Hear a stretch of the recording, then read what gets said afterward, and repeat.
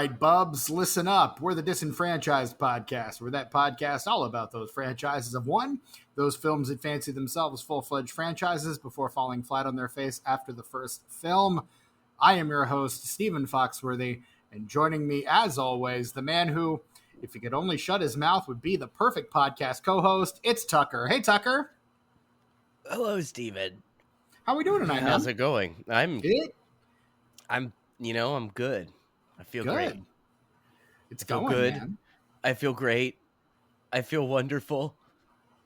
Yeah. Right on. Right on. Of All course, those things, yeah. our good friend Brett Wright has gone mysteriously missing after our secret government cabal disbanded. So, hope he's doing all right. Yeah, right. But in the meantime, Tucker, there's a movie out in theaters that the internet can't wait to spoil for you. Oh, God. Deadpool and Wolverine. And so to celebrate, we're covering the movie that introduced us to the pairing of Deadpool and Wolverine on the big screen. Tucker, what movie are we covering? We're covering X-Men Origins Wolverine. From 2009. Yeah, We're going to talk about that here in a second. X-Men Origins Wolverine, directed by Gavin Hood and written by David Benioff and Skip Woods, and starring Hugh Jackman. God, who's in this fucking thing? Who's in this train wreck? Hugh Jackman. I am. Liev Schreiber, Danny Houston, the great fucking Danny Houston, Will I Am, Lynn Collins, Kevin Durand, Dominic Monaghan, Taylor Kitsch, Daniel Henney, Ryan Reynolds, and I mean, scads of other people, including a cameo by one Patrick Stewart. Hey, who plays the White Queen? Because I recognize her. What a cast. What do I know her from? What a picture. Her name is Taina Tozy. She's an Australian. It's Tahyna is the first name. So Tanya, maybe it's Tanya. Maybe something like that. Sure. Currently McManus is her current last name. What do you know her from? Blue Water High. No. Beautiful, Trophy Kids, No. Needle, Dead Space 2. No. Julia, The Ever After. No. The Last Light. No. An episode each of CSI New York, 11th Hour, CSI, Charlie's Angels, and Scary Endings. No, dude, no. Or a television show. She did 3 episodes of a television show called The Strip. No, dude. She looks so familiar, though. I don't know what you've seen her in then, because I just read her entire filmography off of Wikipedia. Yeah. Well, I suppose it's a mystery. Maybe there's somebody else out there that looks like her that I'm thinking of. Maybe. Straight up maybe. Maybe. I do want to, just for posterity, mention that we were supposed to have a guest on this episode, but my life has been so insane, I forgot to ask him. So, Sean, if you're listening, I am sorry. My bad. Sorry, Sean. Past and future guest, Sean Rose. Hey, did you know Richard Donner produced this? Yeah, along with his wife, Lauren Schuler Donner, because Tucker, they were the producers on the first X-Men, which is how Kevin Feige got involved at all. Oh, yeah. He was their producing partner. Richard Donner's producing partner, and so Hugh Jackman used to just go down to Feige's office during during breaks from the first X-Men, because He Who Must Not Be Named had a strict no comics rule, because he thought comic books were childish and silly. And Why are you making a comic book movie, dude? Exactly. And so Hugh Jackman would go down to Feige's office so he could read the comics and learn more about the character he was supposed to be portraying. Dude, yeah. Yeah, dude. Did you... so I heard that on this film that, the director, he wanted to do a certain thing, and the studio was like, no, you're going to do this thing. And so they flew Richard Donner out to be like, hey, man, you kind of have to do the studio thing. and he was like, "Oh, okay, Richard Donner, I guess I'll do that." I mean, I would not be at all surprised because this does not feel like, given what he's made up to this point, this does not feel like a Gavin Hood movie. Yeah. Up to this point, Gavin Hood has directed a short film called The Storekeeper, a theatrical film called A Reasonable Man, a film with a title whose name I cannot pronounce because I do not speak whatever language it is in.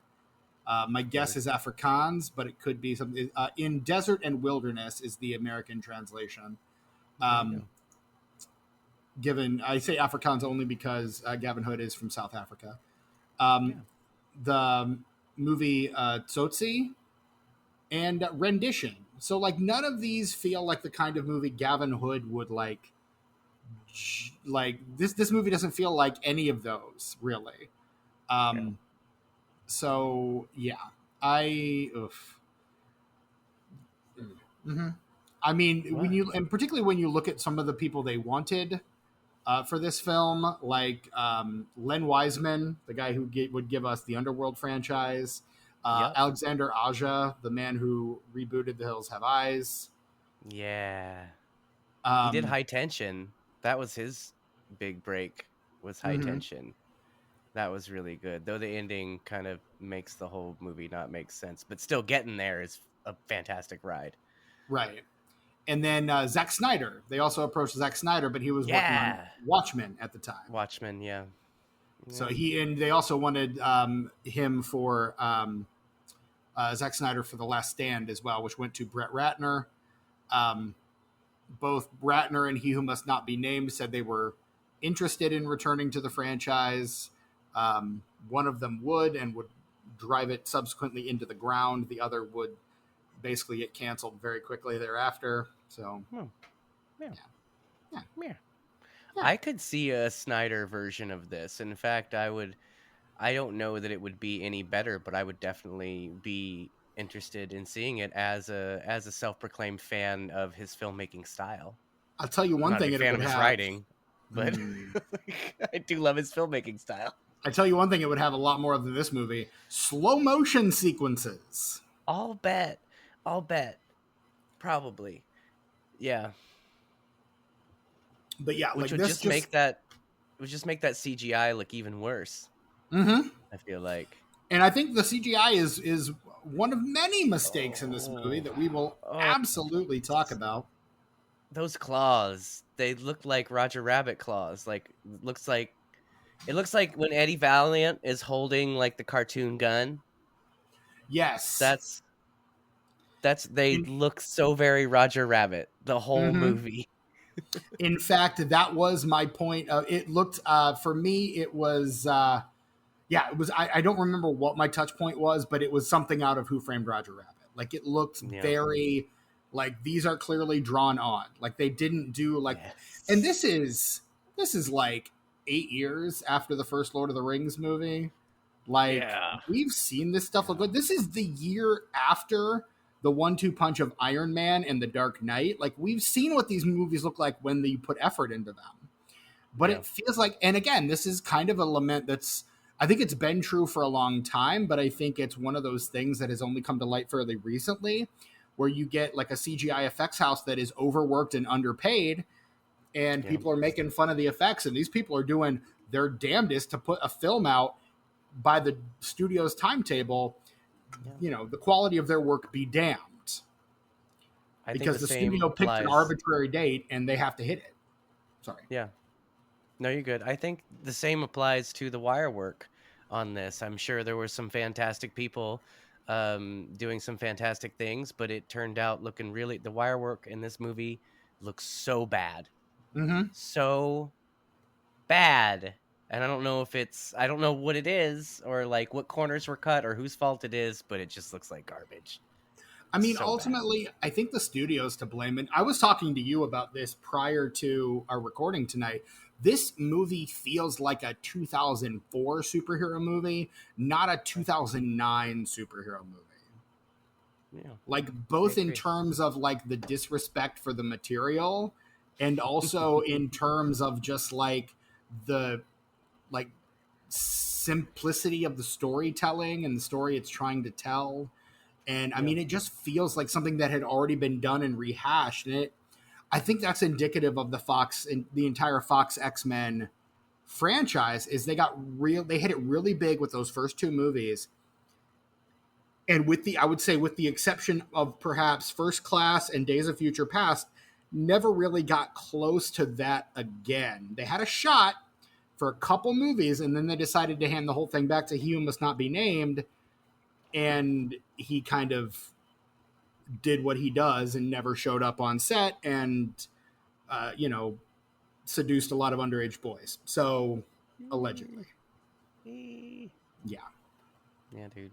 Hey man, there's a good movie in New Mutants. I'd love to see a director's cut of that. That has studio meddling all over it. But I think All all of over it. these movies do. And I think that's part of the problem is like, do you get some of these actors in some of these movies? Like, do you get Jessica Chastain to sign on for Dark Phoenix if the script isn't halfway decent? Do you Yeah. get you get Jennifer Lawrence and Michael Fassbender and James McAvoy off the strength of First Class, which is a good movie. Like, that Yeah. was the last X-Men movie I saw in theaters since this one. Honestly, this is the last X-Men movie I saw in theaters, and then First Class, and then nothing else, because I was just kind of like, done, no thanks. Yeah. um I don't know, the other two Wolverine films, I think um they sort of gave a little more creative control, and those turned out a lot better, I think. I would be inclined to agree, but generally speaking, that doesn't seem like it was ever really Fox's MO. In the same way, it's not really Feige's MO in Yeah. the MCU. Like, directors don't have a lot of power. I think maybe they did early on, like in that first phase, maybe. And then I think with James Gunn and the Guardians, you see a lot more of that. Like, those feel a lot more auteurist than anything else Marvel's doing. Oh, and what's great about the Guardians of the Galaxy films is they do feel so different, but when they get combined with when they enter the MCU, the bigger realm of it, it still feels very natural. They still play very well in that world. Mm-hmm. It still doesn't feel different with them there. So yeah, and I think that's kind of what, well, all three of the Wolverine films, the least of which this one, do with the X-Men movies. They make this separate thing, but that character can still move in and out of the other movies all willy-nilly. Right. And I think between Last Stand and this film is where you really start to see the continuity of the X franchise start to unravel. Oh boy, what continuity? After the Exactly. second one, what continuity? Right. Exactly. And that's kind of my point is like it all kind of just gets chucked out the window, and you need to bring back He Who Must Not Be Named to quote unquote fix it with Days of Future Past, just to be like, okay, this got really fucked up, and now we're going to unfuck it, I suppose. Is kind of the notion. So yeah, we did Yeah, not dude. get it unfucked. I thought Days of Future Past was a really fun movie, Yeah, it but was all all right. it really did, it just made the whole continuity even more convoluted. Right. It really, really did. By fixing it. Yeah, by fixing it, they just really, like, it should have just, like, that movie should have been the way that it was, with the original characters and then the reboot characters. That's cool. But just like almost every other X-Men movie outside of the first three, just kind of make it its own thing with the same Right. characters. Maybe there's some connection. Maybe that's how they used to do sequels back in the day, and it worked just fine most of the time. Yeah, You know, for the the most part. continuity doesn't have to be perfect as long as you're telling a good story and the characters are true to their characters. You're good. Doesn't have to have flawless continuity. It can all just be different, like tiny parallel universes. Right. Well, and now that you've got like this very nerdy shit that you're making movies out of, and you know, movies by nerds for nerds, I guess you could say, continuity is a thing that gets dissected insanely. And so you can Yeah. see like dangling threads from stuff they had planned and then they have to go back and fucking fix it. Like Kevin Feige, I think, had originally planned for Avengers to just be like Ultimates Volume 1, where the whole team Mm. fights the Hulk.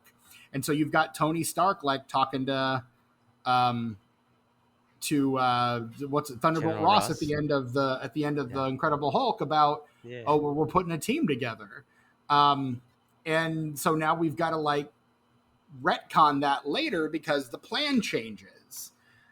And so it becomes like this whole different thing. And so now we've got to alter what we're doing.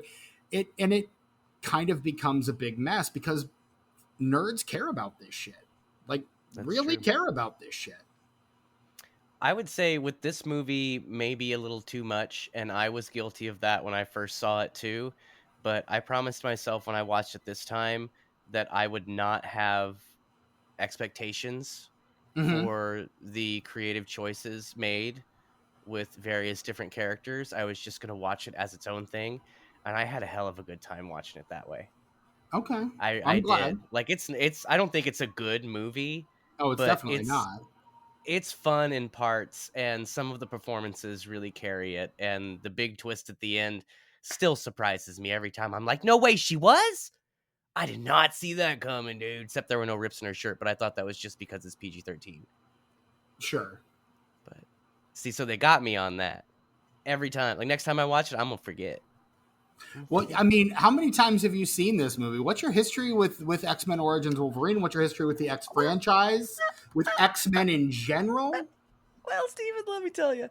When I was a preteen and teenager in the 1990s, I kind of got real into comic books, like a whole lot. I really liked the Mm-hmm. Spider-Mans and the X-Mans, and I liked some DC shit too. And I even had direct editions sent to my house. Oh, you were I that kid. had I was that kid because why would I go out to a comic book shop, spend cover price on the comic if I could just get it at a discounted price and have it delivered to my house every month? Because they're gonna crease And it when they look, put it in your mailbox, dude. they didn't. I never had, like, first of all, I don't really give a shit about the condition of a comic book as long as I can read it, because that's what I'm there to do, is read it. Like I'm not betting on it gaining any value. I don't really give a fuck. I bag them and board them to preserve them so that I can Right. read them. Not Right. because I'm like hoping, oh, in 100 years I'm gonna make some money off these. No, dude, I just want to Right. fucking read them. So I didn't really care, but they were never in bad condition when I got them. They came in a little poly bag, usually with like a thin backboard behind it, and it was usually fine. Okay. But I I used to just heard a get lot of horror stories about people getting their comics folded when they were delivered. there was a time in the 90s where ASM, Amazing Spider-Man, was doing bi-monthly or bi-weekly issues Mm-hmm. instead of monthly, because they were doing 2 issues a month. Yeah, I had got grandfathered in too because I got the Nice. subscription when it was monthly. They didn't upcharge me. I still got it for 12 months, dude. That's awesome, dude. Yeah. And that was That's rad during as like hell. issue, like the not issue 300, it was 350 with the Venom Spider-Man cover where they're like this on the front and like it's embossed gold and stuff. Yeah, dude. Mm. I was getting shit like that in the mail, dude. What a time to be alive. Yeah. But anyway, yeah, so I was way into all that shit. I also really enjoyed the X-Men, the 90s X-Men cartoon. I liked that a lot. I was aware of them and I had read some comics before that came out, but that really was kind of my big introduction to the modern version of them. Mm-hmm. So I really dug that. And then when X-Men came out, I worked at the movie theater and I had big bushy sideburns and wavy hair, and the little children's used to call me Wolverine. Okay. The little children's. Yeah. So that came out when I worked at the movie theater. It was really rad. I really enjoyed it. I liked the second one as well. And then when this came out, I I think I was living in Montana and there wasn't a movie theater around. So I couldn't go see it. It would have been hours. Would have had to drive hours Ooh. to see it somewhere. But I did eventually see it, and I thought it was whatever. Like, I didn't hate it, but I didn't like it. But this time, like I said, I enjoyed it a lot more this time because I kind of just put all of my character expectations aside and just let the movie do its own thing. Mm. And even though I still don't like some of those decisions, it doesn't come with years of baggage. Sure. Yeah. No. I mean, I was also a comic book kid as growing Dude, up. yeah. I did not subscribe. I basically Too got bad. my comic books as I could find them. My parents were not, I mean, again, this is going to sound really shocking, particularly to longtime listeners to the show. But parents not big fans of comic books. No. I know, particularly of the X-Men because of evolution, Yeah. which, as we all know, is a tool of the devil. Um, Absolutely. so for my part, I was a DC boy mostly growing up. I did kind of get swept up in the X-Men craze of the 90s. My friends all collected X-Men trading cards, and if they had Oh doubles, they yeah. would give them to me. So I had like a binder full of like all my friends' doubles. And then when I was in middle school, I actually collected the Marvel trading cards. And so I had a ton of those. Loved Dude, those. me Those were too. a Yeah. blast. And I gave those away in middle school. I gave them to a buddy of mine. And he was like really touched that I gave all those. He's like, "You're giving me your cards?" I was like, "Yeah, I want you to have my cards." It's like just completely flummoxed that I would do. But that was my gateway into Marvel because I didn't really read a lot of Marvel comics growing up. I had like a Spider-Man comic or something like that. Like it wasn't anything like I was more of a DC guy because that's what my local barbershop carried, and that was where I kind of got a chance to read new comics. And I read Yeah. Superman and Justice League and Batman, and those were my entry points into comics. Plus, my best friend in elementary school, Justin Knapp, hey Justin, was also a Hey, big DC guy. Justin. So I read a lot of DC all through high school, and it wasn't until I got a little older that I started getting into the Marvel stuff. Now, Marvel had the better movies in the early aughts, particularly with the first two X-Men movies and the first two Spider-Man films. Now, I would say the third Spider-Man as well, but at the time I did not. But like those were unbelievable, and I really loved those as when I was a kid, or I guess at that point I was like in college, but whatever. Yeah, Like I well, you're a remember kid, yeah. compared to now, fuck yeah. Um, Yeah. I remember going to see the first X-Men in theaters with actually my friend Sean and Ian, and I think a couple of our other buddies. Like we all went and saw it. Like I think a couple weeks after it came out, and Did you really go to enjoyed it. Cherry Tree? No, we didn't. I think we Oh, went to boo. what's now the AMC down in Greenwood. Oh, yeah. Because I Okay. was a South Side boy. Yeah, Um, dude. but I saw as many comic book movies in theaters as I possibly could. Like I saw Daredevil, I saw all the Spider-Mans, I saw all the X-Men's. Like I went to see that shit. In fact, I went to there exists of me somewhere on Facebook a picture of me and a bunch of my friends from college dressing up as our favorite X-Men to go see X2 X-Men United in theaters at the Oh, midnight showing. that's fancy.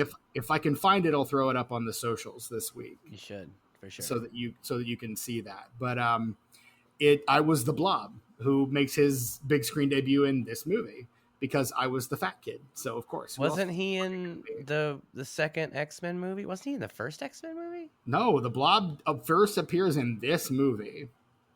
Really? Yeah, And see, that actor looked familiar to me too, but then I looked into his IMDb and I was like, yeah, I don't know him from anything, but he does he's still look familiar. he's been in a ton of shit. I'm trying to think. There is absolutely shit that I know him from. Um, he's in future episode of this podcast, Legion. So there's that, the Paul Bettany film Legion. The Strain, Dark Angel, Lost is probably a big thing I know him from. Resident Evil Retribution, Smoking Aces, which I definitely saw. Butterfly Effect, I I saw definitely that. saw. I saw that too. Like he's I kind like of one of Butterfly those Effect. that guy actors. Like he's been in so much stuff that you generally Cosmopolis. I definitely saw him in David Cronenberg's Cosmopolis. He plays the Floronic Man in the DC EU's version of Swamp Thing from a couple years ago. That was a good show. I'm so mad they canceled it. It was so good. But he's Jason Woodrue, the Floronic Man, in that. So like, Nice. he's just been in a ton of shit. He was in a future episode of this podcast, the Russell Crowe Robin Hood. We can do like a Robin Hood King Arthur like mini series, just covering all of those movies. Oh, that sounds great. Good. I'm glad you're excited. Look, if it's not The Sword in the Stone or Disney's Robin Hood, I'm just not interested in either of those stories. Yeah, Disney's Robin Hood. That's my favorite fully animated Disney film. Wow.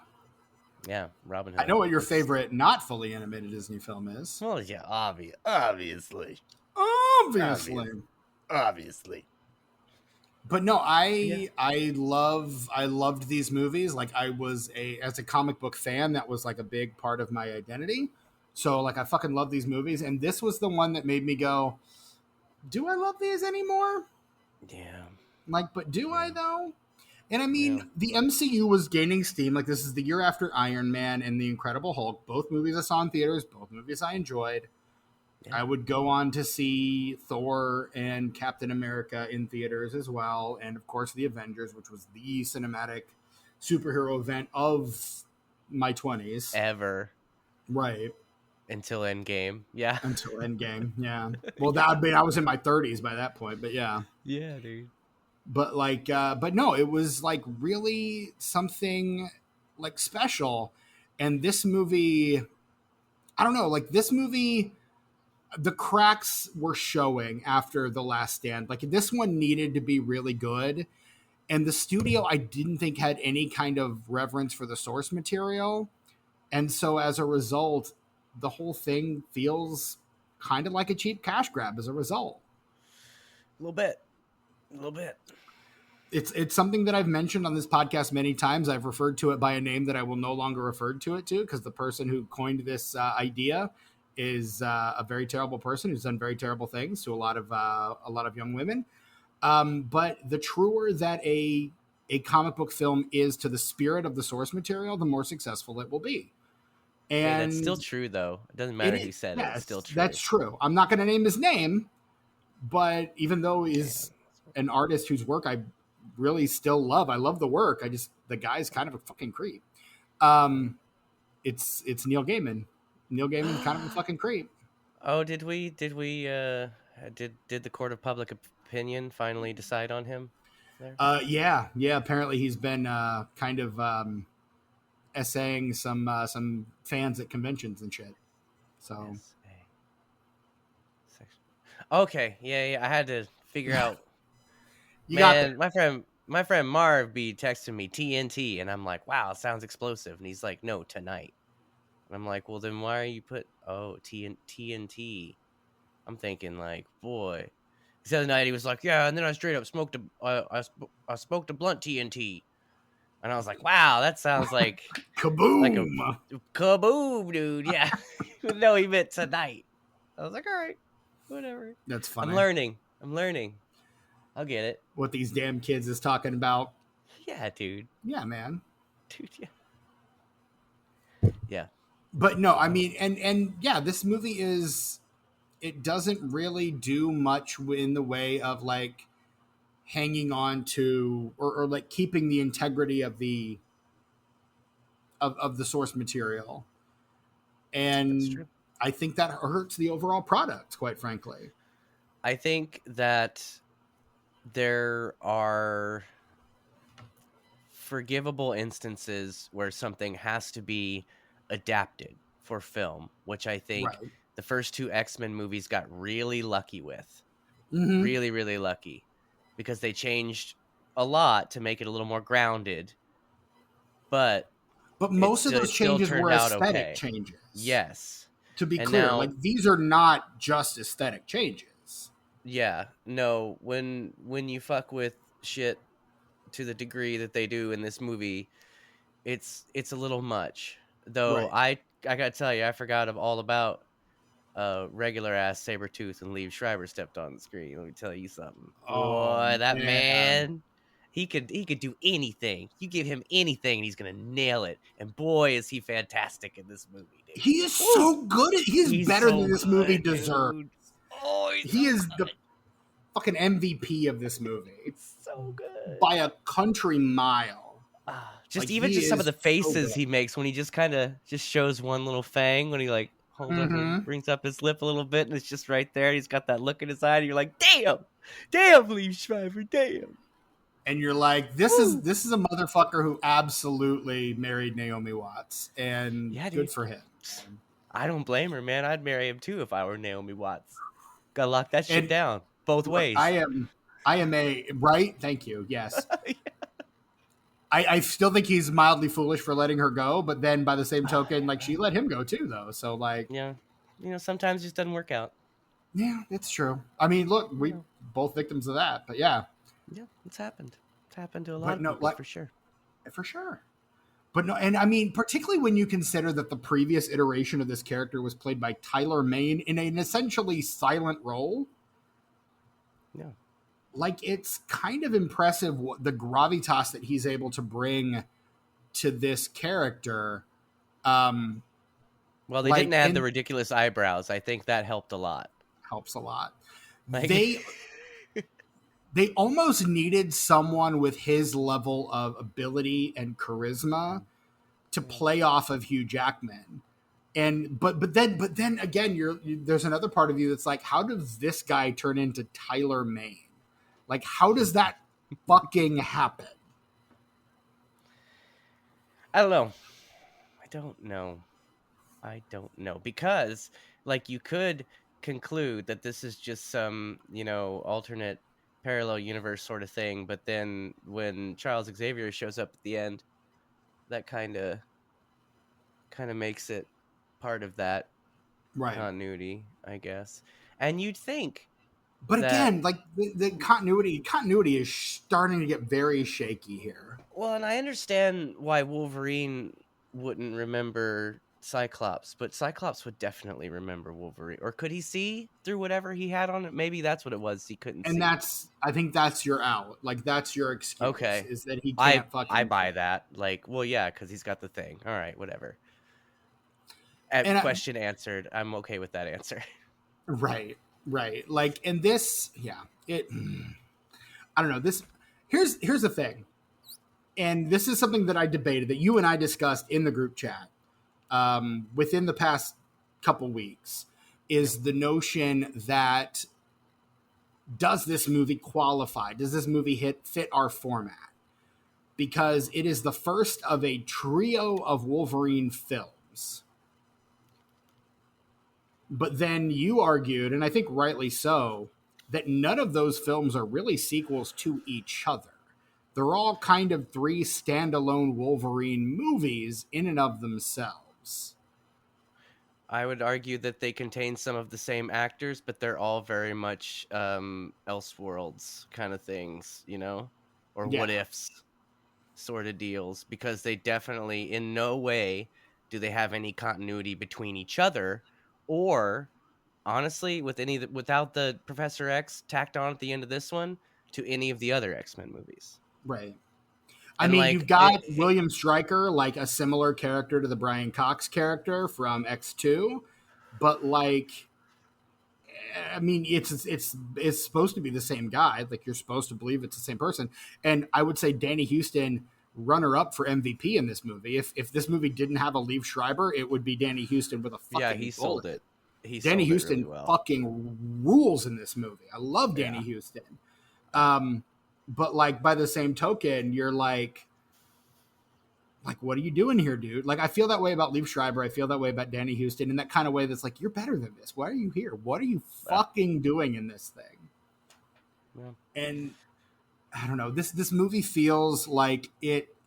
The big sin I would say of X-Men: The Last Stand was that it threw every mutant you've never heard of and several that you have at the screen, regardless of whether or not they fit in the story. in order to get maybe one or two cool uses of their powers and literally nothing else. Like Angel was in all the fucking marketing. You cast fucking Ben Foster as Angel, and he does fuck all in that movie. Yeah. He shows up at a couple scenes and like peeks in the door, and it all feels like it was tacked on later. And you're just like, what the fuck is he doing in this thing? Like, he does not belong here. And it was just Brett Ratner wanted all the mutants he could possibly get. Like, you've got Multiple Man, but he's working for the villains. He's not a hero, and that's not the Miracle Man that anybody knows or recognizes or wants on a big screen. Like, and this movie feels like that. Like, we're trying to reverse engineer an ending to give Wolverine someone cool to fight. And so we're like, what powers do we want this weird Frankenstein version, literally Frankenstein version of Deadpool to have? And then those are the characters we'll put in this movie. And half those powers Deadpool doesn't even have. Well, look, here's the thing. They totally butchered the character. Mm-hmm. They repurposed him. Yeah. But, and I don't like any of that. Mm-mm. I don't like any of it, but I did like that it tied into his name and how Homeboy Stryker explained it. He was like, well, yeah, he's got all the powers in a pool and this dead guy.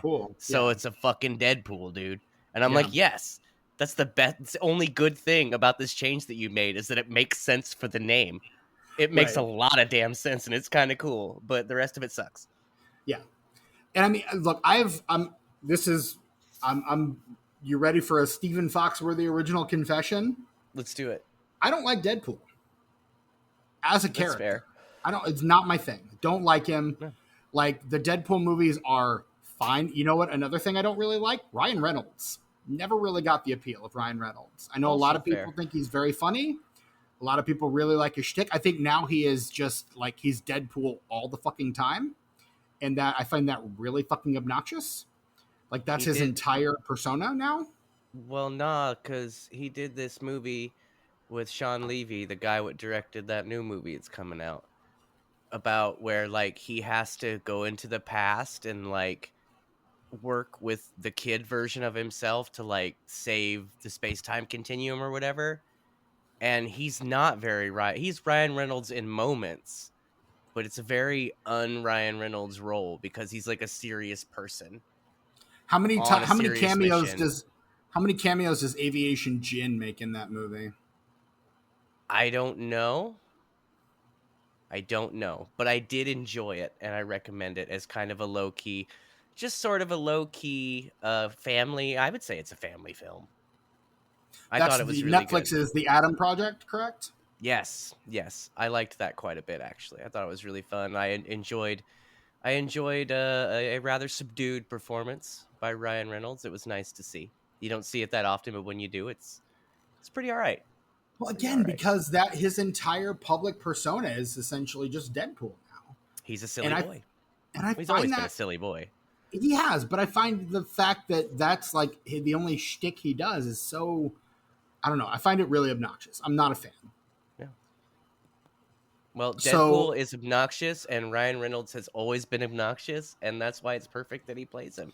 And everything you're saying is completely fair, but for somebody else who's way into both, you gave them exactly what they wanted. Yeah. Exactly.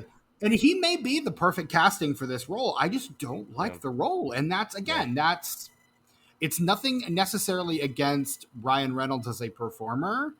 I just don't like this character. And I didn't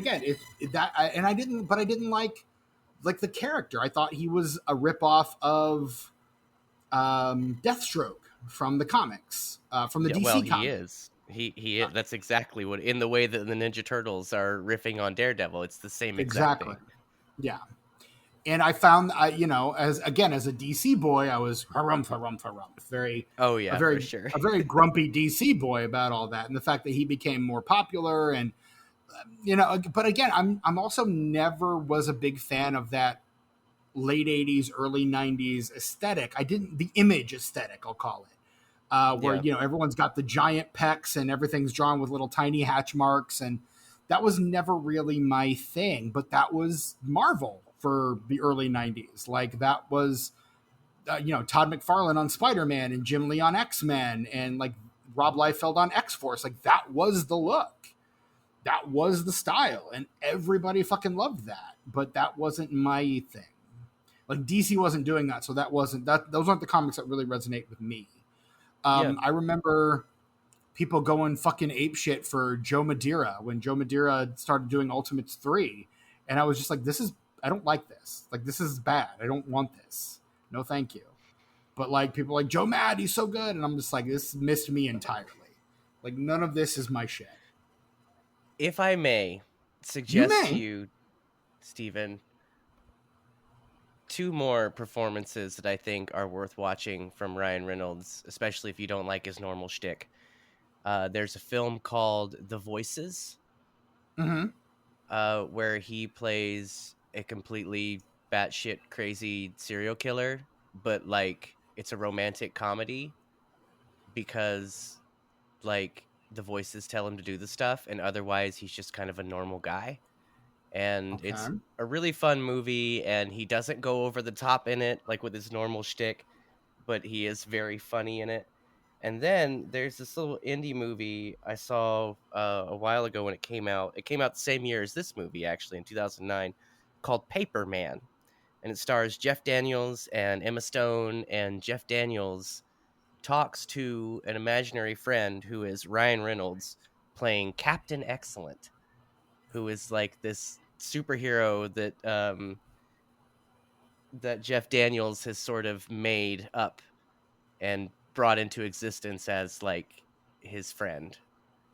And Okay. it's a really interesting movie about mental illness, and there's a love story involved, and it's kind of a quiet drama with a high concept quiet drama is what I would call it. Okay. And it's really fun, and Ryan Reynolds is great as kind of like this emotional support imaginary friend character. Okay. And I So mean, I will say in the late '90s, I really liked Ryan Reynolds. I liked Two Guys, a Girl, and a Pizza Place. Like, was I a fan of Van Wilder? No. Tuesdays at 8 Um, on ABC. hey, there it is. But like, I mean, we'll cover another Ryan Reynolds movie when we cover 2005's The Amityville Horror. Oh, I liked him in Um, that. Have you seen that? no, I haven't. He's Been waiting for this. scary in that. Steven, he's scary. Ryan Reynolds Um, scares me in that movie. my partner saw a film that he was in 2010 called Buried. That's apparently very good. Oh It's like yeah, that basically is really good. a one man movie about him being One buried shot. alive. One shot Yeah, of him in a coffin just trying to get the fuck out, and it's an hour and a half, and you don't ever want to turn it off. It's just so edge of your seat kind of shit. It's really good. right. I forgot about Like, that one. right. And I mean, Life, I want to see Life, like him and Jake Gyllenhaal, like that kind of riff on aliens. Like, Oh, I thought Eddie Murphy and Martin Lawrence Life. no, the I like that 2017 movie. Life. Oh, okay. With, yeah, with Bernie Mac. Yeah, that movie rules. Yeah, it's really good. But I mean, he's done some stuff that I've heard is very good. But by the same token, like I feel like these days he's just leaned 100% into that shtick, and Yeah. it in a world where movie stars have died because of IP. He has survived as a movie star by becoming the IP he's most associated with. He's kind of the exception to the typecasting rule, Right. where like he's only In that, gotten more and more popular because of his typecasting. right, because he leans into it so hard. And yeah, it just annoys me. And that's That's again, fair. mileage may vary. I'm probably going to get a lot of angry letters after this episode, but I just don't get it. And like, there was a brief window where I was like, oh, that guy's kind of cool. And it faded very quickly. And I think Van Wilder may have been the thing that kind of broke him. And then Deadpool broke him all the way. Like, he kind of went with Van Wilder, like just kind of a little to the side. But like, Yeah. Deadpool just kind of, it just fell over. And that's what he is now. And I just, yeah, not my thing. I could see, you know how they made the PG-13 cut of Deadpool and did like a wraparound with Fred Savage, like Princess Princess Bride. Bride style. Yeah. I could see Disney somehow going back and re-editing Van Wilder to where that's just a young Wade Wilson, and I would go and see that. I would, because I just You want to see know, how they do it. How would they you do it? know, I don't you know. know who that movie is allegedly based on, right? Who? Oh, don't tell me I'm gonna hate it if you do, aren't I? I'm gonna hate it, aren't I? Stand-up comedian Burt Kreischer. Oh, that name's familiar, but I don't. Are you familiar with the movie The Machine or the stand-up bit Oh base? no, Yeah, that no, guy. not that guy. That guy, yeah. Oh man, he's not that cool though. It may be He's based not. on him, but Ryan Reynolds made it into something else because that guy does not have the charm Ryan Reynolds does. No. I mean, That's another I one. mean, the idea was just like this guy who parties so hard he like never leaves college. That was the original like conceit of Van Yeah, Wilder, and that was the part that was based on the life of Burt Kreischer, frankly. that's what I remember when Ryan Reynolds was so not famous that I was the only one that was like pumped for his cameo in Harold and Kumar Go to White Castle Right, because I liked Van Wilder and Cal Penn was in Van Wilder, right. He was and so Taj. Is that the character's yeah, name? yeah. So when And they they go did to a the sequel hospital, based on Taj. yes, direct to video.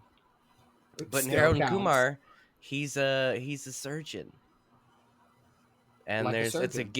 a gif I like to use quite a bit is him pulling down his surgical mask and saying, "But why?" Because Harold and Kumar suggests that this patient needs medical marijuana, and they just like took a couple bullets out of him. So Reynolds like, "But why?" Which is a fair question. Indeed. Yeah. But here's the thing that maybe we didn't realize initially: Harold and Kumar are stoners who like to smoke copious amounts of marijuana. Dude, yeah, that's true. That is The true. first the first time I watched Harold and Kumar go to White Castle, I was leaving work. It was a Friday. I was a teacher at a Christian school. I Dude, yeah. stopped I stopped by the Family Video and I rented Harold and Kumar Go to White Castle. And then I stopped by White Castle and I got a crave case. Yeah. Oh, fuck. Want some right And now. and I ate a majority of that crave case by myself while watching Harold and Kumar. And by the third act, I was in so much pain, like so much physical pain. Worth it, though. Worth I it. mean, definitely a So worth story it. that that I remember and tell to this day. Yeah. They were good, though. But they were good. Got I that was pickle on living there. I think, in those Polo Run apartments Polo Run in Greenwood? in Greenwood. Yeah, Across from the mall? My sister used to live there in the late yeah, yeah, yeah, 90s. Yeah, yeah. dude. Yeah, So dude. there I you know go. Polo Run. I've been there, man. It was either there or that apartment complex right off of Thompson Road, like right for you, like right after you get off the interstate. They're off between 31 and 135. What's that called? I don't remember. I know what you're talking about, but I can't think of what it's called. Yeah, I was in one. I was living in one of those two places. But yeah, there you go. Apartments. Apartments in Indianapolis. Such a niche thing that only we fucking understand and no one That's else true. gets. Yeah, man. Yeah. I don't know. You want I to do the lived in plot of this some. motherfucker? Yeah, yeah. After I say I've lived in some pretty rough apartments in Indianapolis. My first apartment in Indy, Stephen, was at the Marina. Mm. That's between Post and Midhofer on 21st Street, across from the Warren Library. I And used to go boy, to let me church tell not you, far from there. Yeah. if you are not in the very front building, you're gonna have a bad time. Mm-hmm. Real bad time. I also lived, like I say, my sister lived in Polo Run, and it was a bit sketchy at the time. Um, It got better. and then I lived at Woodridge, which was around like 86th and Michigan Road. Mm. And the name that most of the residents referred to it as was Hoodridge, Mm-hmm. and it was a little Correct. rough, but you know, Was it I'm just a from this. little? I'm from the streets, Steven, so Yeah. like that's nothing I can't handle. Yeah, Okay. yeah, dude. Straight up. The All right, streets let's do the raised me, dude. plot of this thing in 60 Yeah. seconds or less. So this is the plot in 60 seconds, the part of the show where we, at the behest of the Coin of Justice, will recount the plot of this film, X-Men Origins Wolverine from 2009, in 60 seconds or less. I have the Coin of Justice right here. It has a heads. It has a tails. I'm going to flip this coin. Tucker, you're Sure. going to call it. How do you call? Heads. And it is tails, Yeah, dude. which is a good day for me because it Yeah, means that dude. it is you, Tucker, who has to recount the Oh, plot of shit. X-Men This one's Origins easy. Wolverine in 60 This one's seconds or less. real easy.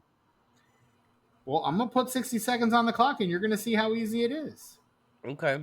Tell me I'm when gonna, you got it on I'm gonna, there. I mean, I'll give you the 30 and the 10-second warnings and I'm going to start whenever you do. Little baby Logan, like, he's sick as fuck. And his friend, little baby Liev Schreiber, is hanging out with him, and then it turns out that his dad's not his dad, but Liev Schreiber's dad is his dad, but he kills him because he's mad at him because he shot his dad, and like there's some kind of love triangle that I don't really understand, but whatever, because the first third of this movie is a fucking masterpiece and I love it. So little Sabretooth and Wolverine, they fight through 30 all the major seconds. wars together as friends and as motherfucking brothers until Sabretooth goes a little too far. And so they join this task force, and that goes wrong, so Wolverine goes away, and then he gets with a lady, but then Sabretooth starts killing the old team, and it turns out that they're bringing him in for an experiment, and it turns out they 10 killed them all seconds. and gave Deadpool all their powers, but that lady was also with them, which is fucking crazy, but then also And that is it was over. time. And then also it was over after that because he killed Deadpool and Sabretooth ran away and Gambit was really rad. I wish there was more Gambit. I wish there was a lot more Gambit actually because I Really? Because really liked him. I I liked them fucking hate this together. Gambit. I thought they could have been really great as I would have watched a full Wolverine and Gambit movie because I really liked their chemistry. I liked how Gambit's powers are represented in this, even though they aren't comic accurate. I do No. like how they interpret kinetic energy for Mm-hmm. the big screen. I like that a lot. It's better than him throwing cards that explode for me. Like in the cartoon that works, in the comic that works, but I don't think on the big screen that would really work for me. So I appreciated like how it actually was kinetic energy, you know? And I thought Taylor Kish, I think he could have done something with it. They didn't really give him much in this. He was just kind of the guy he met, and then he kind of helped him a little bit. But I feel like there were little bits of little tiny moments between the two where I was like, yeah, I could see these guys like really fleshing this relationship out, and I'd watch a movie of the two of them Well, I for mean, sure. we talked about that in when we talked to John Carter earlier this year. Is like Taylor Kitsch is one of those guys that they were really trying to make happen, And that's too and bad because he's great. I love we him will in we pretty will much have everything I've seen him in. we'll have other opportunities to talk about Taylor Kitsch, particularly when we get to like Battleship and like because he was in a lot of these failed franchise starters where you're just like I don't know, like he's the next guy, right? Let's put him in shit. And Yeah. like Like, this as is much stuff that they threw at the wall with him in it, something should have stuck, but nothing did. And it's a damn right. shame because, like I said, I love that guy. He's the guy for that kind of stuff. John He's got Carter, it. He can do it. He was great in John Carter. John Tucker Must Die, Snakes on a Plane, The Covenant, Gospel Hill, X-Men Origins Wolverine, The Bang Bang Club, Friday Night Lights, 68 episodes of Friday Night Lights from 2006 to Yeah. 2011. Like that's kind of People his love that thing. show. Yeah. They really did. And then season 2 of fucking True Detective. Yeah. Which you and I rightly claim is very good. Yeah, but we need more of him in that. Like, I feel like his character kind of gets the short end of the stick. I feel like we could have expanded a little bit more because I was way more interested in that character than that TV show like would let me be. Mm. I need just a little bit more. Like maybe just one little bottle episode where he has like his own thing. Give me that, and then I'm good. After Friday Night Lights, it's John Carter, it's Battleship, it's Oliver Stone's Savages, with Ryan Reynolds' wife Blake Lively. Yeah, dude. The Grand Seduction, Lone Survivor, the made-for-TV film The Normal Heart, based on the Larry Kramer play, season 2 of True Detective, Bling, Yeah. American Assassin, The Dig, like, and then it's just like obscurity. What's he doing now? Has he done anything big? I'd watch something Um, with him in it. the last he was in that Waco TV series in one episode of that Oh, Waco TV series, I'm Waco the supposed to watch Aftermath. that. My roommate Yeah, says both of those are great. Both seasons are fantastic, and it's got Zod in it, dude. I mean, I I do like like that dude Michael what plays Shannon. Zod. Yeah, dude, Michael he's great. Shannon's fucking I amazing. don't like what he had said about like, doing comic book movies is dumb. I thought what he said about that was a little pretentious, but I still love him. I still think he's No, great and everything. I fucking love what he said about the Flash. He's like, I thought Zod was dead. And they're like, no, but it's a multiverse. And I'm like, and he was like, I don't know what that is. And I'm just like, God bless you, Michael Shannon. Fucking God bless you. That's a For just very like, I saw for being just a normal fucking dude. Like, God bless you. I saw a clip with Ray Wise where some gal was interviewing him and trying to explain to him what cosplay is. And Mm-hmm. like I understand his reaction. He's like, but why? Like, because he's Ray Wise. Why would he give a shit about that? Exactly. Like, he's But got why? more important grown-up shit to take care of. That's an Exactly. adult right there, dude. Ray Wise is an adult. Right. But so he plays David Koresh in the Waco miniseries, the original one. Yeah. And then is in one episode of The Aftermath. And then he's also in that Chadwick Boseman movie, 21 Bridges. Oh, I did want to see that. Where I forgot about that. The movie that dares to ask the question, what if there were 21 bridges? What if there were more than 20 bridges? But just one more. But just one more. Let's not get crazy. Until the sequel, 22 bridges. Oh my God. Yeah, dude. And then the prequel comes out, 15 bridges. You make a whole prequel trilogy. Like, you put numbers in the title, you're just setting yourself up for that shit, man. It writes itself. It's one of the things that I really appreciate about Steven Soderbergh and his Oceans films is that he named the sequel to Oceans 11 Oceans 12. Like, fucking bravo. Like, it's what right else you gonna there. call it? Yeah, Oceans, it's right there. Oceans 11 2. Yeah, Like, no. a lesser man would have. Yeah, that's true. That's true. But no, he called Like it Oceans 12. Like The Last Exorcism 2? Yes. They should have called it, well, we thought that was the last one, but it turns out there's another one, Exorcism. No, you do a prequel and you call it the penultimate exorcism. The previous exorcism. The second exorcism from the last. Not quite the last one, but real close. But real close. Because we're going to get another sequel out of this shit. Involving some of the characters, maybe. Right. I don't know. Maybe not. I don't know. We'll see.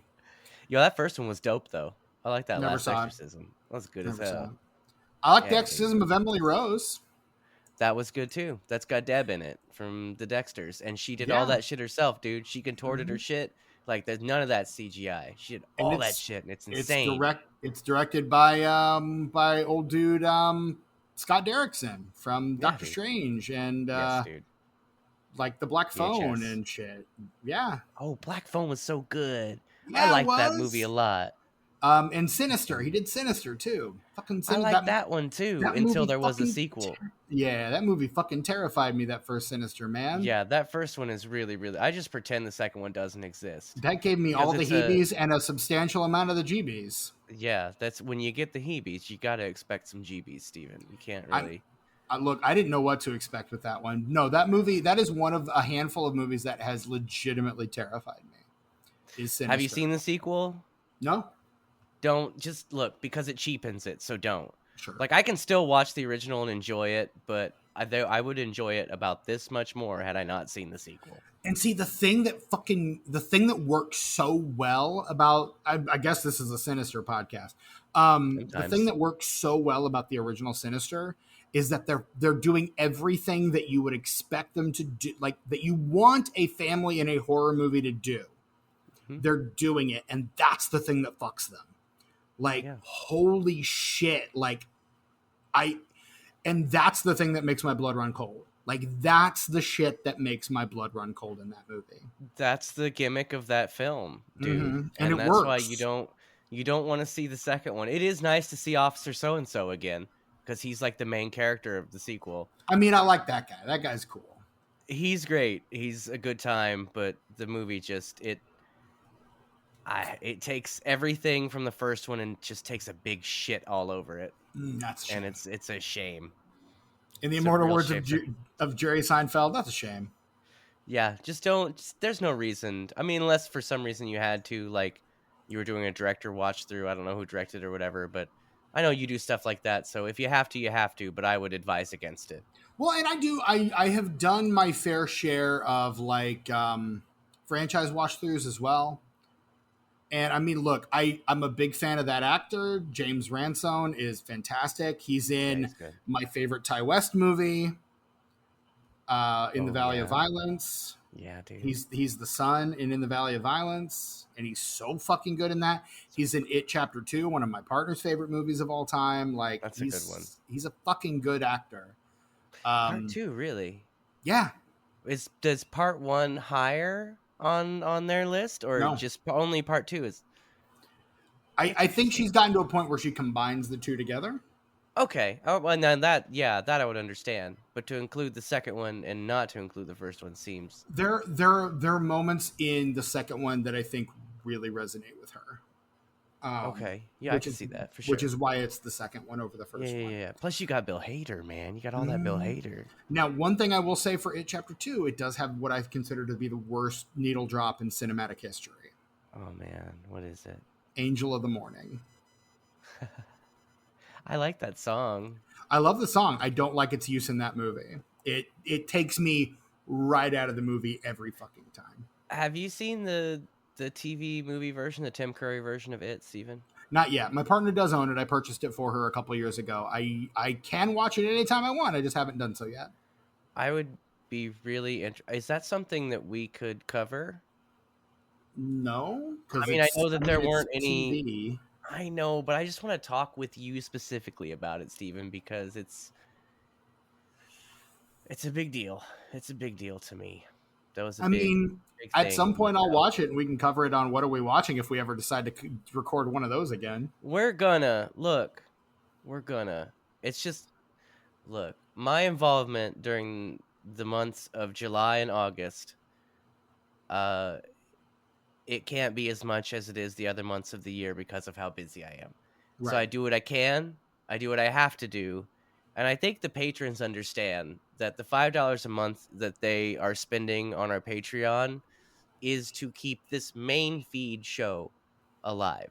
Right. Now, we do put stuff up on our Patreon, and that's rad. And there's days worth of shit on there. Mm-hmm. But the main purpose of the Patreon is to support this show. Correct. So sometimes there might be, like, we've been pretty good about it in the past, but I mean, this summer there's not been a lot on there, and that's kind of on me, but it's not something I can help. And we're back to being a 2-man show because one of our trio is unavoidably detained these days. Perpetually detained, yes. Perpetually detained until further notice, which is a big fucking bummer, but TBA for sure. What are you gonna do? Yeah. So, I mean, yeah, my life is perpetually hectic these days. So, do you think we could pay him to appear on the show? Like, whatever, like, he would make for that much time in work, we could just pay him? I would have to check. I would have to check the company coffers before I sign off on that. I would pay him for a... You really want him on a though. I know you do. It's important. It means something. So, spoiler alert, episode 198, so stay tuned. Oh, I just said that it was and I don't know if you remember last time we said a whole bunch of times. I was able to bleep it out. Were you? So, good for you, man. Yeah, and I have that bleep sound effect in my sound effect library now. So anytime I say it's just going to beep. Check it out. You say it, Steven. Oh, I totally beeped it. I'm making so much work for myself, but I'm gonna have so much fun. What if I space it out like? That's 3 beeps. That's 3 beeps, Steven. Welcome to 3 beeps. Love this for us. Yeah, it's a great time. 1 hour and 4 minutes. Okay, I'll remember that. To where I'm gonna have to put a whole bunch of work into it. Got it. Cool. Sweet. Good thing we're actually recording this on a Monday and not a Tuesday. Otherwise, you'd be Worth it. relatively fucked. Yes, worth it. We still need to figure out what episode 197 is, by the way. Okay. I'll tell you what it's going to be here. Give me just a second. We're going to have to beep this out, too. Talk about Wolverine. I mean, look, I think the one thing we haven't talked about yet that we really fucking need to talk about is Hugh Jackman as Wolverine. Like, he is a fucking mainstay powerhouse. And the funniest thing about him in this role, he was not even the original choice for Wolverine. Do you know who the original choice for Wolverine was? And do you know why he was able to take the role? I do, but I forgot. I can see his face, but I can't think of his name. It is Mr. Claire Forlani himself, Dougray Scott. Yes. From Mission Impossible 2 and Ever After. He was the original choice to play Wolverine, but Mission Impossible 2 ran over, and he was committed to that, so he couldn't get out of it. So they had to cast a relative unknown Broadway actor, transplant from Australia, named Hugh Jackman, and it pretty much makes his career. Like, Hugh Jackman becomes one of the biggest stars in America, in the world, for playing Wolverine, and he wasn't even the first choice. Nope. And here's the thing, I don't know that Dougray Scott would have necessarily been better in the role because of the extent to which Jackman had embraced it and really became synonymous with it. And he's played that role so many fucking times. Like, he had played that role, I think, in every X-Men movie up until Dark Phoenix, I want to say. Yeah. Maybe, no, because he was in Apocalypse. Like, in every fucking one of those, he played a version of that character. X-Men, X2 X-Men United, X-Men The Last Stand, X-Men Origins Wolverine. Even had a cameo in First Class, right? Yeah, he's told him to fuck off. He does, yeah, fuck off. The first F-bomb in a Marvel movie, yeah. Yeah, well, the Wolverine, X-Men Days of Future Past, X-Men Apocalypse, Logan, like, he's in every fucking one. And it was a big deal when he didn't show up for Dark Phoenix. Like, everyone was like, oh, well, if Hugh Jackman's not in it, then what are we even doing here? And he essentially retired after Logan. He's like, that was the end. I'm done with it. Like, we'll put it to bed. And then Ryan Reynolds comes a knocking on his door, which is the same thing that one of the cameos who appears in Deadpool versus Wolverine, that I will not spoil here, as it was spoiled for Tucker on the internet. I'm so mad. I never would have expected it. I'm so mad. He said, if you get a phone call from Ryan Reynolds, you answer that call. Yeah. And that's what Hugh Jackman did. And yeah, they were buds anyway. They were. I mean, they were like, Hugh Jackman, I'm pretty sure, was the one that let Ryan Reynolds into the X-Men Zoom meeting during the pandemic that made everyone leave and shit. Like, they would hang out and have a good time together. Probably from meeting on the set of this movie.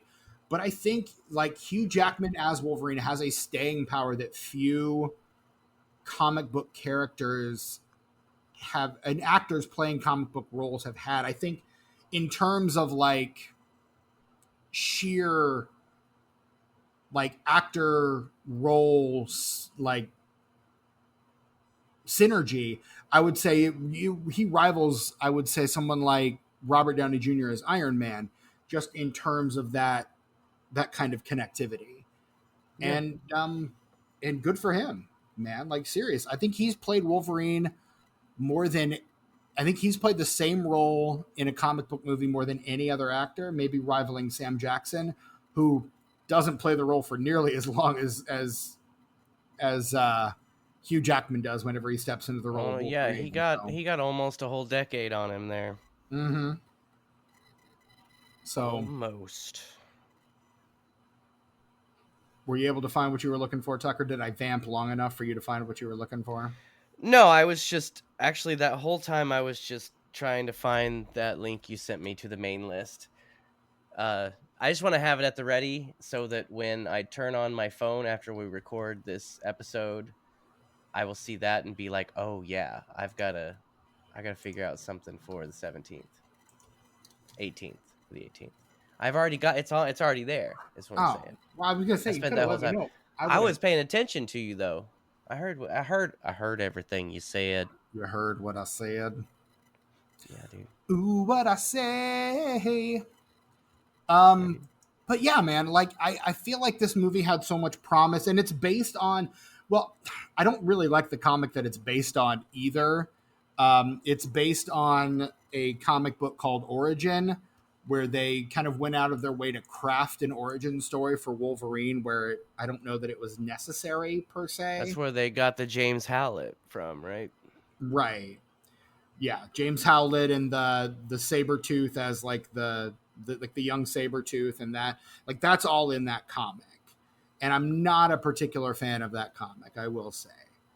And it felt very much like a one of those early aughts Marvel cash grabs under the auspices of like Bill Jemas, who like was like a lawyer, I think, before he became the head of Marvel Studio, or before he became the head of Marvel Comics in the early 2000s. He made some great Um, business decisions. He was a good businessman, but he was not a comics guy. Wait, wasn't he the Toy Biz guy? Because Toy Biz bought Marvel. That's Ike Perlmutter. Oh. Let me look up Bill Do you Jemas remember real when quick. Marvel was doing so poorly that Toy Biz bought them? Yes. Oh, I remember. That they were selling the rights to their characters for so little that they made thousands of dollars off of the Spider-Man movies. Thousands, Steven?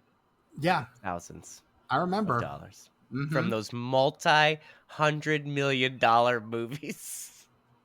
Thousands of dollars. Yep.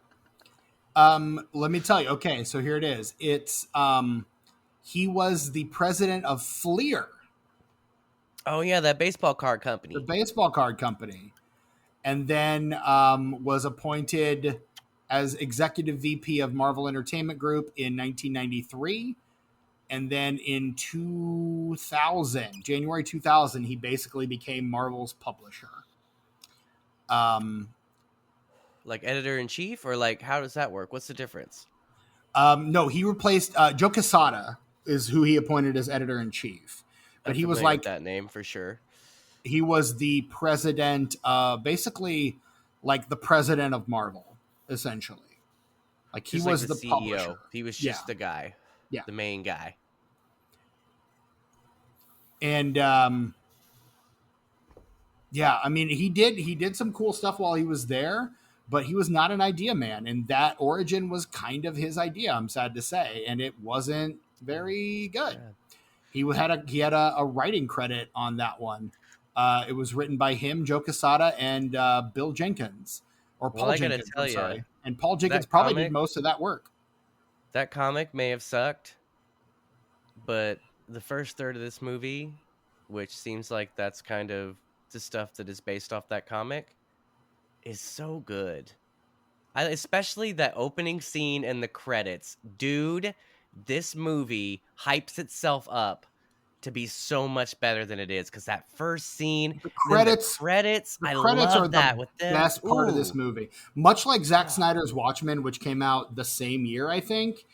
The those credits are good credits too. are the best That's part some of the good movie. fucking credits, yeah. Credits are the Way into best it. part of the fucking movie.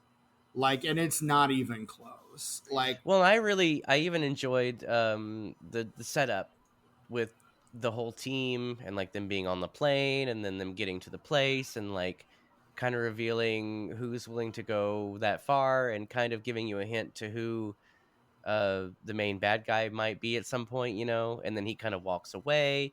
And I enjoyed this reintroduction of him, living in some cabin on a mountain that was so rad.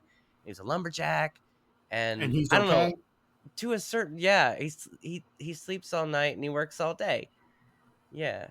He cuts down trees. He eats his He lunch, goes to the and lavatory, yeah, he puts and then on on women's Wednesdays he goes clothing. shopping and has buttered Yeah, scones for tea.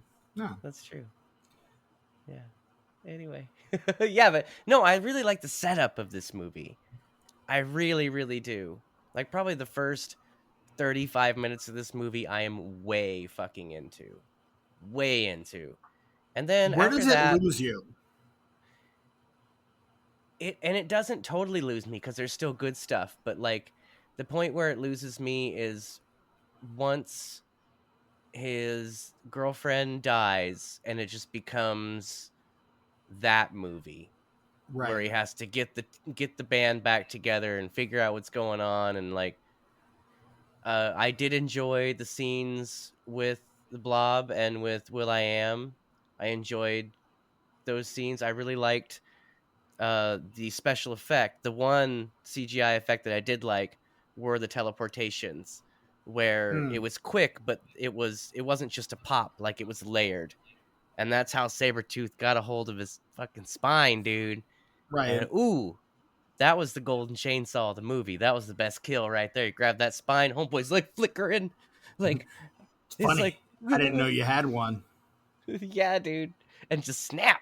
And even though they did it off screen, which because it's PG-13, Hmm. still just that motion, like you saw him holding his spine, and then There's a just that it's like, viscerality to it ooh, that you would not expect in yeah. a movie like this. There's so much good shit in this movie. There really is. I'm just gonna come out and say it. There's a lot of really rad shit in this movie, but it doesn't make up for how generic this movie looks.